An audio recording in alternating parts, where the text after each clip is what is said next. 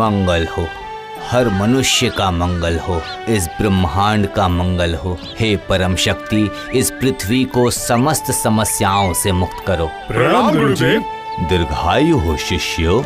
गुरुदेव, आज आपने एक ही वक्त एक ही समय में हम सबको यहाँ याद क्यों किया है? क्या आप हमें आज कोई नई शिक्षा प्रदान करने वाले हैं? विचलित होने का ऐसा कोई कारण नहीं है वत्स। तुम लोग मेरे सारे छात्रों में से सबसे उत्तम छात्र हो। तुम लोगों को आज यहाँ एकत्रित करने का आज कोई दूसरा कारण है। आज आप लोगों की शिक्षा संपन्न हुई है। कल से आप लोगों का नया जीवन आरंभ होगा। इतने दिन तुम लोगों ने जो भी कुछ सीखा है उसी शिक्षा को देश विदेश में फैलाओ और अपने आत्मविश्वास को बढ़ाओ। हम धन्य हो गए गुरुदेव, हम धन्य हो गए। जाइए, अब सब लोग विश्राम कीजिए। जो आज्ञा गुरुदेव, जो आज्ञा। आज मैं इतना प्रफुल्लित हूँ कि मैं आपको बता नहीं पा रहा हूँ। पूरे विश्व में मेरी विद्या के बारे में जो चर्चा करेंगे वो सोचकर ही मैं प्रफुल्लित हो गया हूँ, क्योंकि जहाँ जहाँ पर मैं जाऊँगा लोग मेरी सेवा करेंगे। आप लोग जहाँ जहाँ जाएंगे कृपया मुझे भी वहाँ ले चलिएगा। आप लोगों के साथ रहूँगा तो मैं भी सीखूंगा। पागल है क्या? तुम्हारे पास तो कोई शिक्षा ही नहीं है, तुम्हें हम नहीं ले जा सकते। तुम अलग ही जाना। तुमने तो अपनी कोई भी शिक्षा पूर्ण नहीं की है। अगर तुम हमारे साथ चलोगे तो हमारा असम्मान होगा। आप लोगों के साथ रहकर मैं अपने ज्ञान को और समृद्ध करना चाहता हूँ। अच्छा ठीक है, फिर यदि भाई बोलने में आप लोग अपमानित महसूस करते हैं तो सबको बोलिएगा ये हमारा नौकर है। अभी तो कोई आपत्ति नहीं है ना? ये तुमने सही कहा।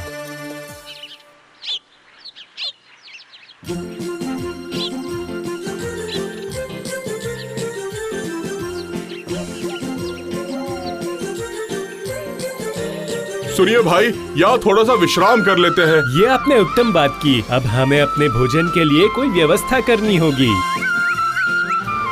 अरे वाह, इस पेड़ पर तो कितने फल हैं। चलो चलो इन्हें तोड़कर खाया जाए।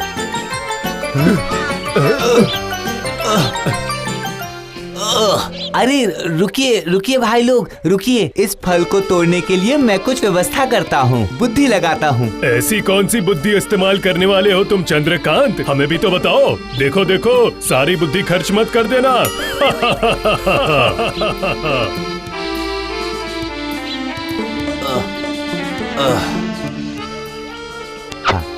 दोस्तों, तुम लोगों ने किताबी ज्ञान तो बहुत लिया है, लेकिन समय के अनुसार जो ज्ञान लगता है वो आप लोगों के पास कम है। जो भी हुआ, अब हम आगे बढ़ते हैं।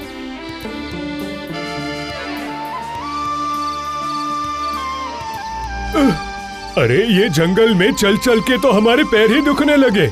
पता नहीं हमें कोई मनुष्य दिखेगा भी या नहीं।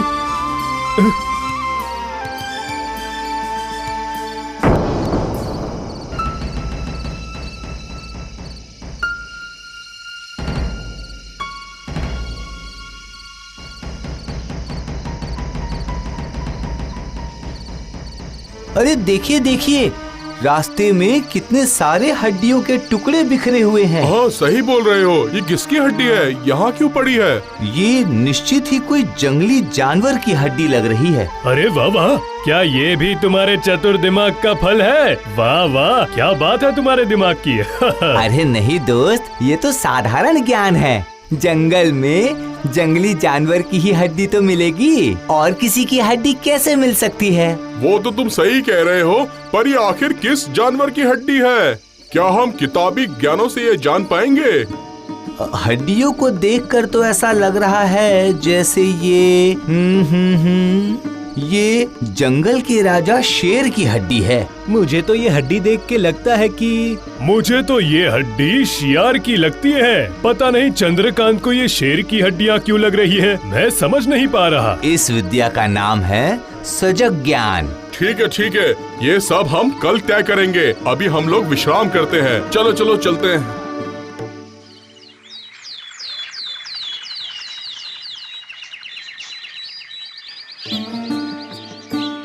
अभी जो मैंने शिक्षा प्राप्त की है, तो इस शिक्षा के माध्यम से इस अस्थियों को मैं अभी विसर्जित करूंगा।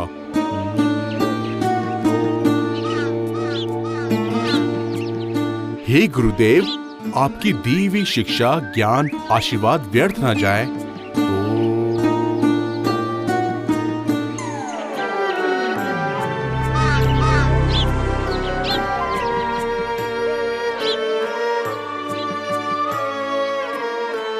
क्या बात है, क्या बात है। तुमने कर दिखाया सोमेश्वर, तुमने कर दिखाया। तुमने बिखरी हुई हड्डियों को समेट कर एकत्रित कर दिया।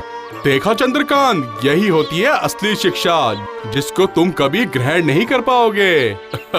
इस बार आपने बिल्कुल सही बात कही है दोस्त, आपकी शिक्षा सार्थक हुई है। पर अभी भी एक दुविधा मेरे मन में रह गई है। कौन सी दुविधा के बारे में बात कर रहे हो, ये बताओ। यही कि ये कंकाल किस प्राणी का है, ये हमें अभी तक नहीं पता चला है। हमने अपना अनुमान लगा लिया है, पर हमें अभी तक कोई सटीक उत्तर नहीं मिला है। देखो भाइयों देखो, मैं इस बारे में तो बिल्कुल निश्चित हूँ कि ये जंगल के राजा शेर की हड्डियाँ हैं। फिर भी इसे निश्चित करना आवश्यक है क्या? बोलो दोस्तों। क्यों नहीं, बताओ। इस विषय के बारे में हमें पूर्ण ज्ञान चाहिए। क्यों, सही कहा ना? तुम्हारी जानने की पूर्ण इच्छा नहीं है, इसीलिए तुम्हारी शिक्षा भी पूर्ण नहीं हो पाई है। ठीक है, लेकिन इसके बारे में हम कैसे सटीक होंगे, बताओ जरा। इसकी जिम्मेदारी तुम लोग मुझे दे दो। वो कैसे? मैंने जो विशेष ज्ञान प्राप्त किया है, उसके जरिए मैं इस कंकाल में मांस और चमड़ा वापस ला सकता हूँ और पता चल जाएगा कि ये कौन सा प्राणी था। ठीक है, तो इस बारे में हम कल सुबह चर्चा करेंगे, ठीक है?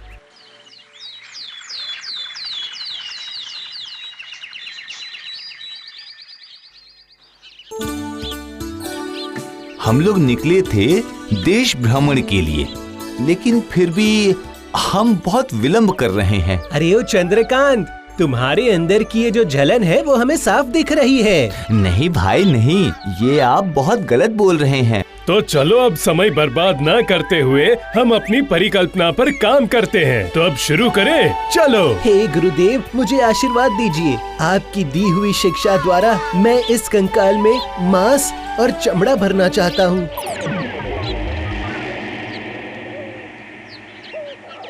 बहुत अच्छे, बहुत अच्छे, तुमने ये कर दिखाया वीरबाहु, बहुत अच्छे। इससे आपकी आश्चर्य क्षमता का परिचय मिला। आप धन्य हो, आप धन्य हो, आप धन्य हो, आप धन्य हो। आप बहुत धन्य अच्छे। हैं। चंद्रकांत, तुमने ये सारी शिक्षा ग्रहण नहीं करी तो उसमें चिंता की कोई बात नहीं है। तुम हमारे साथ रहोगे तो सब कुछ सीख जाओगे। हाँ, मैं अपने दोस्तों के लिए गर्व अनुभव करता हूँ। तो फिर हम क्या अपनी यात्रा शुरू कर सकते हैं? अरे तुम्हें क्या पता, गुरु की खास विद्या तो मेरे पास है, जिसका प्रयोग मैंने किया नहीं। कौन सी विद्या? प्राणदान की विद्या। अकेला मैं ही इस विद्या को ग्रहण कर पाया हूँ। क्या बोल रहे हो रामनाथ, ये श्रेष्ठ शिक्षा भी तुमने ग्रहण कर ली? आखिर कैसे? हाँ, ताकि तुम लोगों को ये झूठ ना लगे, इसीलिए मैं ये विद्या का प्रयोग इस शेर पर करूँगा। असंभव, आप लोगों के ज्ञान को क्या हुआ है? आप लोग शेर का प्राण लौटाने की बात कर रहे हैं। तुम मना क्यों कर रहे हो? हमारे गुरुदेव ने क्या कहा था, उस बात को मनन कीजिए कि जो ज्ञान और विद्या आप लोगों ने अर्जित किया है, वो समस्त ज्ञान पृथ्वी के उपकार के लिए है। लेकिन अगर मृत शरीर को हम प्राण लौटा देते हैं तो ये जगत का कल्याण नहीं होगा। हर प्राणी जगत के नियम के अनुसार ही प्राण त्याग करता है। प्रकृति के विरुद्ध जाना सही नहीं होगा।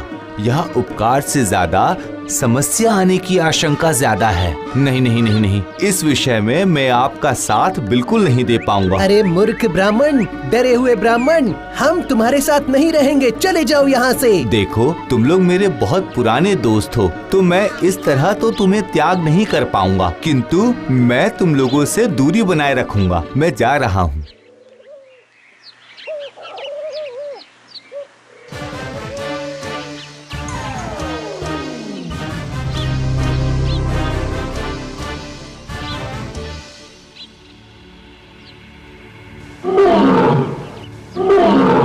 देखो भाई समेश्वर, देखो देखो देखो, ये देखो, विश्व की सबसे श्रेष्ठ विद्या मेरे पास है। नहीं! हाय हाय हाय, इसी कारण से मैं डर रहा था। सिर्फ पोथी पढ़ने से ही संपूर्ण ज्ञान नहीं मिलता है, वास्तव बुद्धि का भी प्रयोग करना चाहिए। लेकिन आप लोगों ने मेरी बात नहीं मानी। आप लोग मेरी बात मानते तो ऐसी अवस्था कभी नहीं होती, कदापि नहीं होती।